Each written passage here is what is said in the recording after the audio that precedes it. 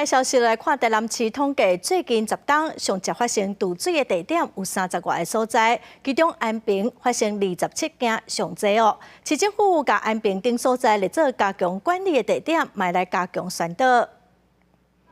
去年7月，有一位大学生伫咧台南的渔光岛海域渡水失踪。警消透明的搜救，不过不幸，也是敢若找到这个大学生的遗体。而且，同一档的6月，嘛有来自高雄市的6位高职学生，同款伫这个海域耍水所发生渡水的意外。因为你平常时看海面上种平静的，不过伊无想到讲伫这个水底下伊有离岸流的问题，水流性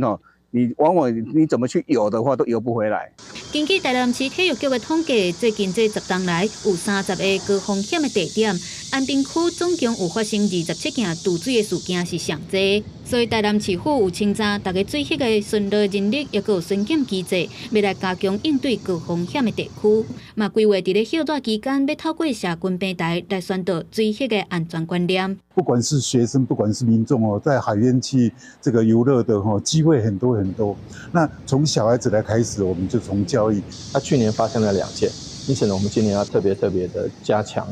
这个水域安全的，我们会强力的宣导，还有把一些过去曾经发生